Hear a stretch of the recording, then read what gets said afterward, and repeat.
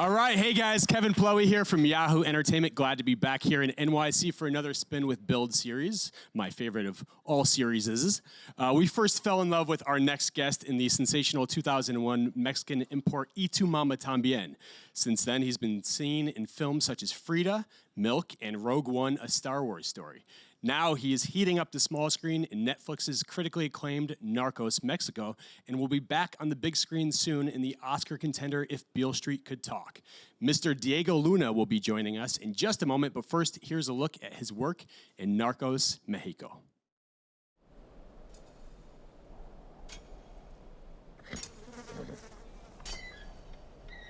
Nació una oportunidad para nuestras organizaciones. Tengo un plan. Estamos buscando una sociedad.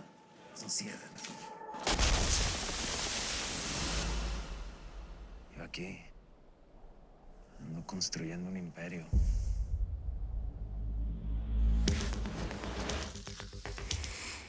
Agent Camarena, welcome to Guadalajara. Thank you, sir. You've seen the desert. Time to meet the snakes. Who's that guy? Miguel Felix Gallardo. The Rockefeller of marijuana. You gonna bust his ass? Base. Ticket to ride, white line highway. Tell all your friends they can go my way to up your nose or through your vein with nothing to gain except killing your brain. Me voy para Colombia. ¿Fuiste loco? No, el negocio está cambiando y tenemos que cambiar con él. Big money on the tribe. Cocaína.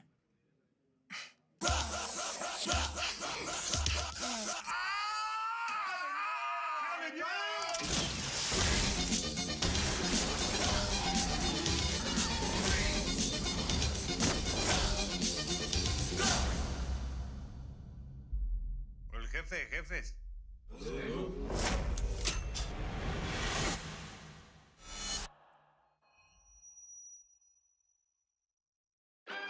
Get higher, baby. Get higher, girl. Get higher,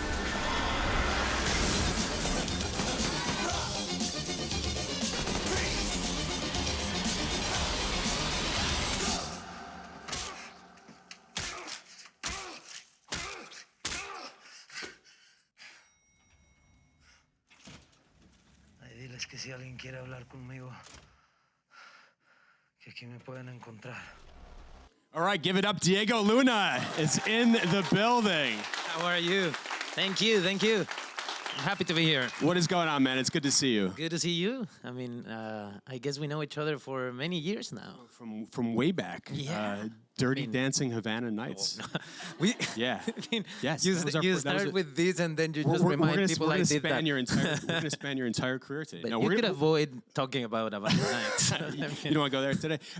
Congrats on this show. Thank you. This series continues to be so good. This is the 4th season we've seen now. Sort of. We're going to talk about its relationship to the first 3 seasons. But I mean, it is gritty. It is intense. It is electrifying at times. It's terrifying at times. I love the docudrama feel to it all. It's entertaining, educational in a lot of ways. I think you could say. But you know, the first 3 seasons of Narcos, a big hit for Netflix. Mexico looks to be following in that same path, critically acclaimed. But how would you describe the relationship between this installment, this iteration, and the first 3 seasons? I've heard it described a few different ways. I think it's a different, series. You know, it runs parallel with the other stories, so they complement each other. But it's different, and not just because we're a different cast and it's a different country, but because the issue we're talking about sounds much more pertinent today. You know, the Escobar story was a little more anecdotal, I guess. People knew the character. There was documentaries about the guy. There was films. The character had been represented in other projects, in other TV projects. There was telenovelas about him, you know. There was a lot of content about Pablo Escobar. I don't think people know this time of Mexican history. You know, I don't think people know what happened in the 80s that created the mess we're living in today. And because we are living that mess, and because this country is so close to the mess and so much part of it too, is that this series is very relevant today. You know, it seems to be discussing our issues, you know, our reality. And I think that proximity with the world we live in makes this series really powerful for audiences, you know. For those who live really close to this issue means something. For those who live far away and think they have no connection with it also means something else, you know. It reminds us that this is a global issue we're living, you know, where yes, we happen to be in the worst place, you know. We happen to be the big door between the first world and the countries in development, and I'm talking about Mexico. Yeah. But the issue belongs to everyone. It's not the Mexican violence, you know. It's the violence of a system that is global, you know, and that needs a market out of Mexico, you know. Yeah, as we hear in the narration in the pilot episode, I think 30 million people have died in this. No, that would be that's a little too much. Since then till today, it's been more than 500,000. Yeah. But the numbers are ridiculous. I was way off there. Yeah. Well, I don't know where I got that number. 30 million. Don't ever let him be close to a button or anything. I'm not very good with numbers. It's not very good. Such a dangerous man. A lot of still a lot of people. No, I know. 500,000. No, over the last 30 years is yeah. where I think I in the last bungled that. 12 years, when the government decided to frontally go on war with the drug traffickers, it's been more than 250,000 people in 12 years. So those numbers are huge, you know. The American losses in Vietnam were much less, and it's a gigantic moment in history that marked this country and everyone. And you know, you study it, and like this issue we're living is bigger than what everyone thinks, you know. And we cannot get used to this level of violence. We cannot accept this is okay. This is normal. And I think a series like this generates the right debate, you know, brings people's attention to the things that are really important in other countries. So I'm glad Narcos is out. I'm glad I'm part of this project, and I'm glad it has this popularity around the world. You know, we went to places I didn't think they cared about our situation, and they do. You know, I went to India, I went to Singapore, I went to Europe with the project, and talking to the press over there, the issues that are happening today in Mexico matter, you know, and I'm so glad because it's the only way out to this madness. Well, getting back to the relationship between this season 4 of Narcos Mexico and the first 3 seasons, I feel like this is a series that even in those first 3 seasons would reinvent itself with every season. How do you think this season most departs from those previous ones? I think there's 2 things. One is they are very bold in actually, you know, saying goodbye to characters that people, you know, got hooked to, that people want to know more about, and they're willing to go like, no, this is it. Now we're gonna move to this other area of the same issue, and now we're gonna go to this other one, and I think that's very brave, and that it is very smart because it has a chance to live forever. You know, it's until we fix this issue that doesn't seem to have a solution.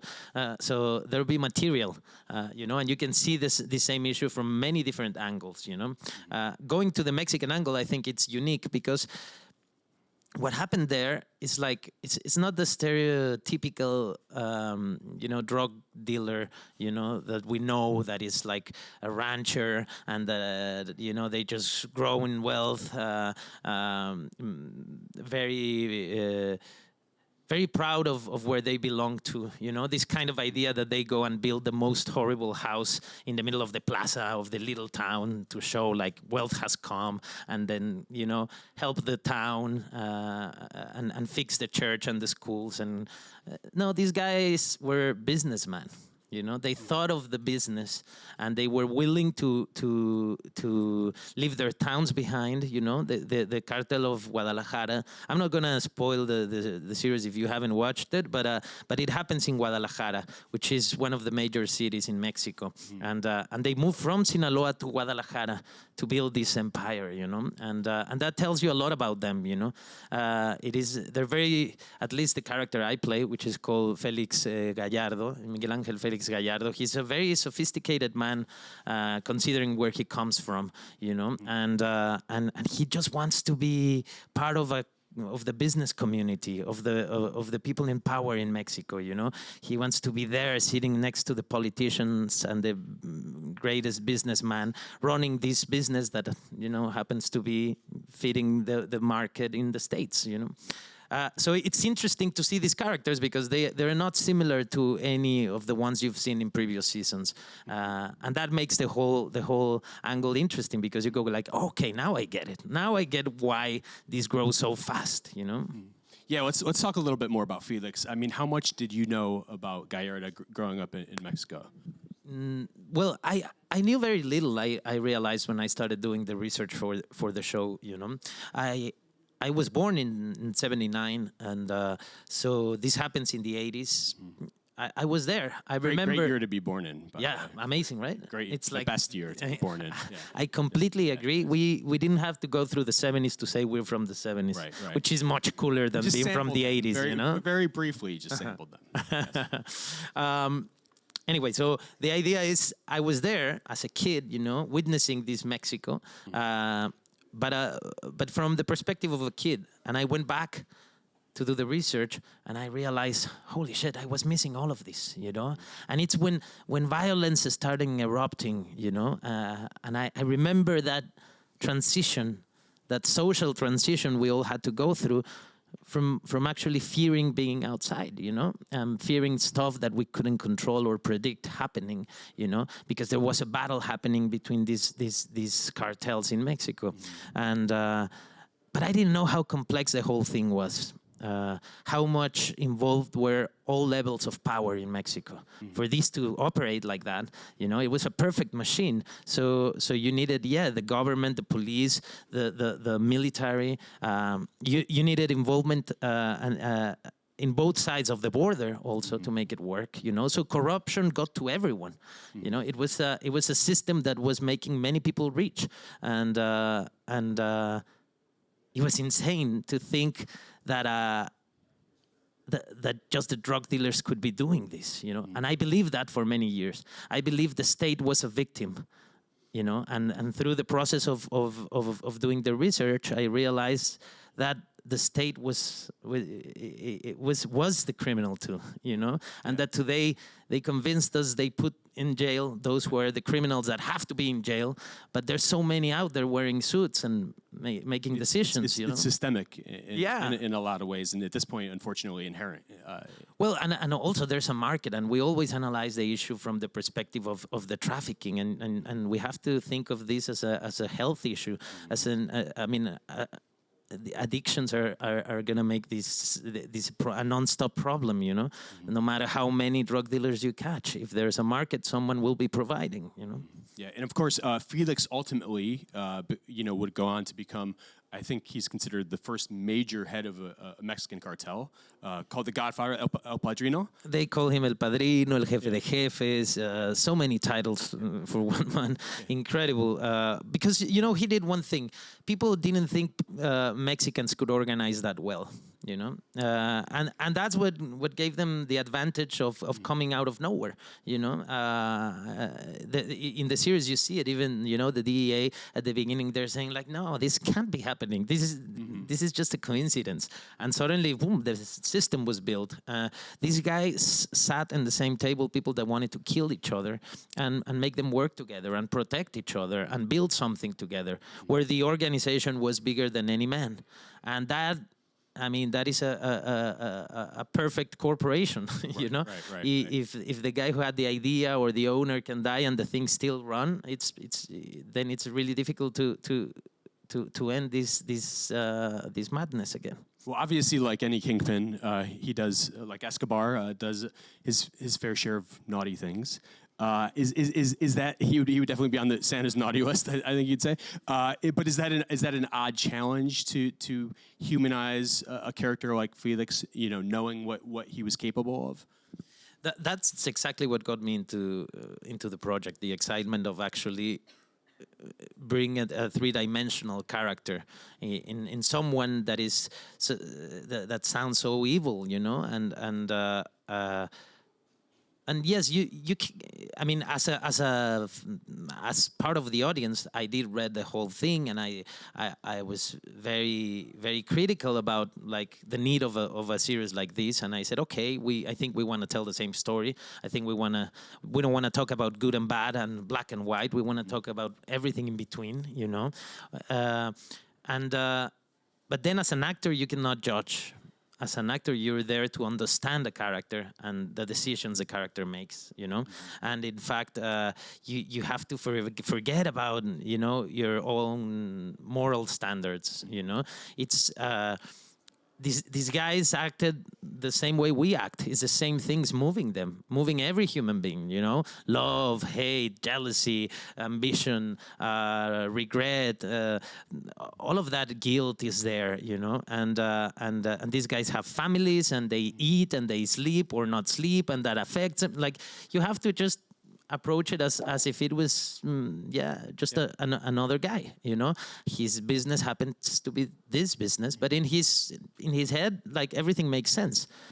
He could be able to explain to you why he's doing what he's doing and why he thinks it's okay, you know. And we really see like the full trajectory of his arc. I mean, the way that the pilot episode opens. I mean, this is a guy who is humanized from the very beginning. You know, he's a guy who cares about the women and children in his community, about his cousin. I mean, the way he's initially introduced you, for a second you're like, this is Robin Hood. He has, I think, a lot of those same traits. Of course, we're gonna see where he goes.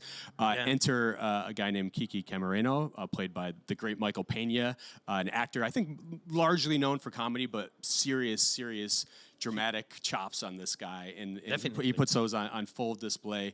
You know, he's going to be hot on your trail throughout the series. You know, if you know the actual story, you know it gets very, very real between these two. But you know, even though you guys don't share a ton of scenes together, what was that sort of dynamic like between you two? Did you sort of keep your distance when you were on set together? I don't talk to the guy at all. No. Hate each other. That's what we want to hear. Exactly. No, he's amazing. I mean, we did a film together. We did Cesar Chavez, and I directed that film, and he played Cesar Chavez. So the bond is quite special. You know, we know each other. We went through an experience. That film was quite an experience for both of us. Very difficult to do, and very personal to, you know, very personal story to tell. For him, as a Mexican American, first generation, really important character. For me, the story really important. So we had that connection already, and in fact, it was kind of painful because in this process we never got to see each other. You know, we have like 3-4 scenes together through the whole show. So it was like 7 months of shooting, and every time I was, you know, free and available, he was working, and the other way around. So it was interesting because I think it brought kind of like some weird and interesting energy, you know. Every time we saw each other, there was like something else happening because, they kept us apart. And now we've been traveling, promoting the show, and it's been amazing. I really like the guy, and I think he did a terrific job. He had a very difficult role to play. Also, to bring 3 dimensions to this role and not just make the good guy, you know, the very good guy that is there for the right reasons in a world of monsters. No, he actually brought some depth and some darkness to his character too, that you see there, you know, some frustration that kind of like takes him sometimes he lives in that age, you know, where I think interesting characters have to live always, you know, where you don't know if they're gonna cross that line you're not willing to cross, and that makes it interesting to watch, you know. I think the whole cast of this season is very special also, and it's people talking about the reality, you know. It's like I would say the old star team of Mexican actors. You know, it's the best of the best from theater, from film, working on a show that has roles for everyone. Also, you know, and interesting roles for everyone. You'll see Joaquin Cosío, Tenoch Huerta, Tesaía, really interesting actors doing characters that you wanna live with, you know. I mean, with the safety of being watching them through a screen, but you wanna witness what they're going through, and they're interesting to watch, and they're full of, like, there's a lot of attention in detail, I think, in this series, in the acting, in the portraying of this reality and this context that is so specific, and that it hasn't been shown in TV, you know? Yeah, well, I definitely want to talk about the topicality of it all, because I think like all great dramatic entertainment, that this series feels topical as hell. Do you think these days, you know, especially considering that this series is traveling to the U.S., is traveling internationally, do you think there's a greater responsibility on the behalf of film and television creators when it comes to portrayal of Mexicans, given what's going on at the U.S. border right now, given all the sort of dangerous rhetoric that's being tossed about by politicians? Definitely. I think everyone that has the chance and to tell a story, you know, everyone that is a storyteller has a responsibility today. The stories we're telling are the stories that are connecting each other, you know, somehow. And I think it's television and all these new platforms that have this ability to reach a gigantic audience in a second, you know, and then the tools we have today to have an interaction. We have to make sure the story we tell matter, you know. I was recently on a panel about inclusion, you know, and I was saying that inclusion is not having always, you know, an African American, a Latino, European, like in the same films we've been doing forever, you know. It's not like, okay, bring a Latino, you know, kill him in the second act and it'll be great and they're represented. No, that's not what representation means or inclusion means. It's the stories that have never been told that have to be told today, you know, that we have to tell today. Sorry, is the stories that apparently before no one cared about. Today there is an audience for that, and by hearing a very specific story of a very specific community, you might learn a lot about you. You know. It's about that specificity and authenticity, you know, and audiences, I think, are fighting for that today. The success of Narcos is clearly a great example of that. A series that you have 80% is in Spanish, you know, and for years I remember in this country they would say people won't read subtitles, you know. If you do a Spanish-speaking film, your niche is this. The people that is gonna look at your film is this, and there's no way to get out of that niche unless you do the crossover, unless you start speaking English, you know. And then a show like Narcos teaches us that that's nonsense today, you know. That's completely not true. Amen. And this is a great segue to your next project. Speaking of representation, a portrayal of the African-American struggle in 1970s New York City. I got to tell you, probably the best movie I've seen all year. If Beale Street Could Talk, based on the classic American novel by James Baldwin, adapted by Barry Jenkins. This movie is soul-piercing. It's heartbreaking. It's so beautiful. These two guys, beautifully captured. Stefan James, Kiki Lane are revelations in this film. Amazing. You're in it not long enough, but you make a very memorable impression. If you but if you get distracted, you might not even see me. Yes, don't go to the bathroom around like the 1 hour mark. Exactly. You'll miss Pedro Cita. But this is adapted and directed by Barry Jenkins. I mean, for you, is this a moment? I'm assuming you had seen Moonlight. Is this a moment where you're like, I get to work with one of the best directors in the game right now? Yes, definitely. Very young guy. When I realized his age, I was a little like. It makes you angry, doesn't it? Yeah, it was like, oh, okay, yes, you. Yeah. I mean, the thing is, I loved his film. He was born in the '80s, like mid '80s. It's insane, and he seems to be such an experienced guy when you talk about storytelling. You know, he had very clear ideas of what he wanted to do, how he wanted to achieve it, and he takes a risk not many directors will take ever in their careers. And when you think about his age, you go like, holy shit, you're willing to take these risks today. I mean, imagine where he's gonna be in 10 years, you know? Yeah. And the way he directs actors is beautiful, you know? He takes all the pressure of your shoulders. There's this feeling that everything is gonna go fine, you know? It almost feels like you arrive into, I don't know, some kind of religious, you know, cult where everyone is so peaceful and clear about what they're doing, and there's silence on the stage. No one shouts. It's beautiful. It's beautiful to experience. I was there for a day and a half and came back home saying, how does he do that? I mean, how does he make people... Well, that probably explains why he gets such great performances out of every actor he works with. And not just the actors, but everyone on the team. They know when to participate, when not to, you know? There's like, no one is showing off. No one's trying to get Barry's attention because Barry has time for everyone, you know? He has a little chat with everyone to let them know exactly what he wants. So, and that keeps people in their place, just doing exactly what they need to do so the thing works out fine. It was quite interesting to see his process. I had a meeting with him. I was shooting another project here in New York, and I had a meeting with him. And he said, I don't know. I mean, I don't know if you're gonna like feel offended because I want you to play this tiny role. Yeah. And I go like, I'm sitting here because I wish there was a chance to work with you, you know, doing whatever, because directors like that, I want to witness their process, you know. I direct also, so I enjoy so much just sitting down, and all that time actors have nothing to do on set. I'm just watching someone do his craft like him and learning from that. So I was really happy. I also was shooting Narcos, so I just had a day and a half. So it was like perfect. Yeah, and basically the same character you play in both. Exactly. Yeah, very, very, very similar. It was nice to also, laugh a little bit and be warm and just a nice friend to another guy and be sweet and We're gonna open it up to the audience in just 1 second. I just want to ask you one other thing. Hit on one other subject very briefly.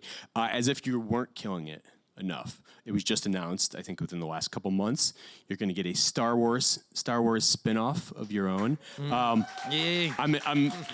excited to ask you about this because I know you can tell me everything about it. Everything. So just tell us everything about it. You know, now after I did the whole promotional tour of Rogue One, they realized they cannot tell me anything, you know? They understood, this guy grabs a tequila and starts telling everyone the end. So I know nothing. I know what you do, what you know. But I can tell you I'm really happy because I explained this, the feeling like this. I told my son I was doing a Star Wars film and became a hero. You know, for all the time I was shooting, he came to set. He saw the sets. You know, they let him try the weapons. He got in the cockpit. It was like there can't be a better dad than that, right? Yeah. And that's a cool dad. That's a cool dad. Pretty cool dad. And then we sat down to watch the film in the premiere, and at the end he just turns and goes, "Oh, you die." Huh. Okay. Yeah. Okay. Yeah. And he experienced that party as if it was a funeral, you know, like it's the last time I'm going to be around this feeling of being the son of a guy that is in Star Wars, because, in fact, he's not anymore. He's dead. Yeah. So when I brought the news home, like, it's not over, I became, again, in his top 5. Yeah.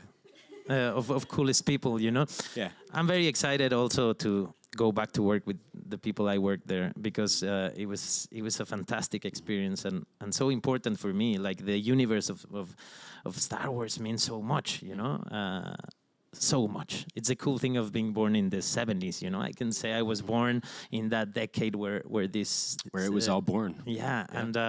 And it's so nice to be able to do also a job that I can share with my kids, you know, both of them now, because now my daughter is into it too.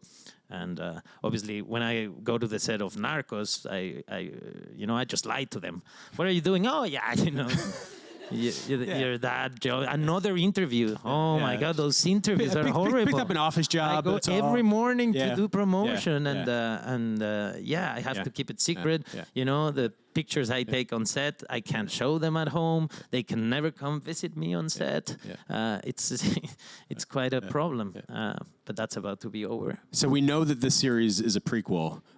We've established that. That's what we got out of this. He's not dead in it. He's not a space ghost. No. He's not a space ghost. We know Cassian is well and alive. I think they were clear Yeah. about that, Yes. which makes me also really happy because they're gonna get me to look younger. You know. Yes, it's amazing. That's what film does, you know. I know you do. Well, you mentioned your son. I know you do have to watch out for him in spoilers. He obviously didn't know the end. You told me a hilarious story around the time Rogue One came out. Where he was using some intel. Can you please share that? Yeah, he was in. We were in a pool in a beach town in Mexico, and and I just hear my son in the pool. He was like 8 or 9 back then, and there was like these 16-year-old girls, and they were laughing, and he was in the middle, and I just get close and close and close, and I hear, well, yeah, I mean, in this film there's no Jedis, but and he was just basically telling them the whole story. Well before the movie came out. This before. was like 6 months before, and the girls were like, "Oh my God!" Yep. And then it was on TMZ the next day. It was crazy. All right, we're gonna open it up to you guys in the audience. I know we have a few questions. Hi. So you've played a lot of different kind of characters throughout your career. Is there a particular one that you identify with as a person the most? Or? That's interesting. I played a footballer once, and I wish I was a footballer. I mean, I grew up thinking I had the skills, and clearly I didn't. But it was an interesting way to connect to a world that fascinates me. You know, I with footballers, and I'm talking soccer. Sorry, because here footballers are bigger and they have helmets and. But no, these guys, the world of soccer players was like really interesting to me, you know, because I seem to be like nothing would get me so excited but being next to a footballer. I don't know why, because many of them have nothing to say, you know. But it was like, holy shit, you know, Zidane or these guys, like amazing. So anyway, we did a film called Rudo y Cursi, and allowed me to go into the world of footballers and talk about, you know, be very critical also about that world, but interact with them, play in real stadiums, and that was so much fun. But clearly, I have nothing in common with El Rudo. Just I wish I was part of that world. But I guess Y Tu Mamá También is the closest film to me in many ways, you know. I think the issues we talk about in Y Tu Mamá También are issues that matter to me a lot in that time. I think that even though I am not the son of a politician, and I don't have to live with that guilt and with that feeling of being part of the sickness of your country and still love that family, you know. But I do see friendship in a way Alfonso wanted to portray this one, you know. I do have friends that I haven't seen in years, that I don't know why, and that were so special to me in a moment, and we experienced a transformation together, and then suddenly, for a reason I don't know, we split and you don't see them again. I kind of have that nostalgia inside, you know. So yeah. Thank you. All right. Next up. Hi. So Hi. I heard you were originally reluctant to take the role in Narcos, and I was kind of wondering what sort of changed your mind about it. I was very worried. I didn't want it to be part of a project that would glorify the life of drug dealers, or that would like make just fun and interesting and cool the violence my country is going through today. And I wanted to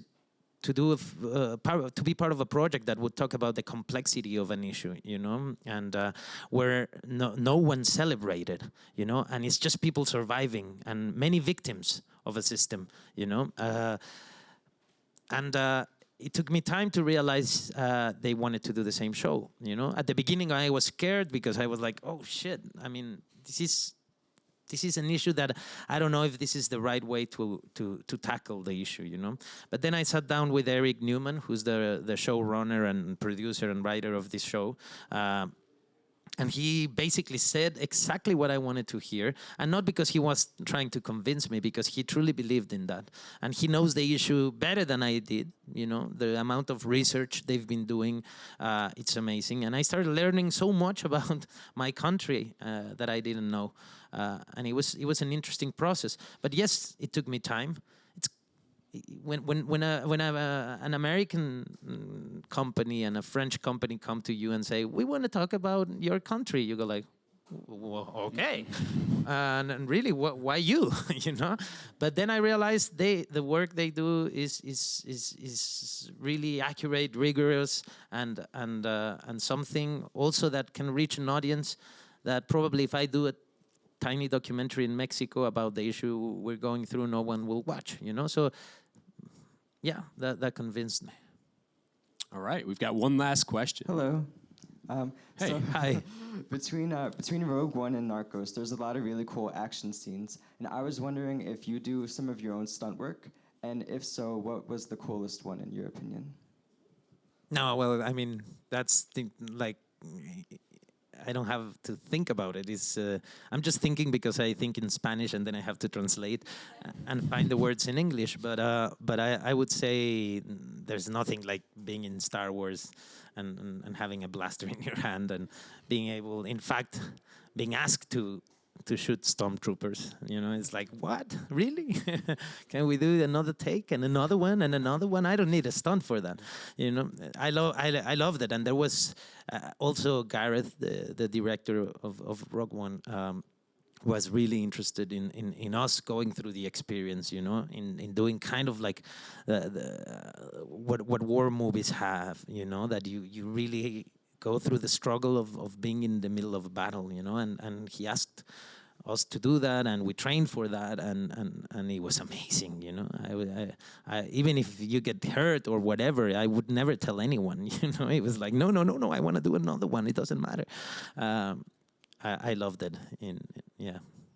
Excited for you and your son for you to get back into that universe in the year to come. Diego, thank you so much for being here. This was a great chat. Thank you guys for being here. So nice to be here. Thank you guys for watching at home. Narcos Mexico on Netflix now. Beale Street in theaters December 14th. Thank you guys.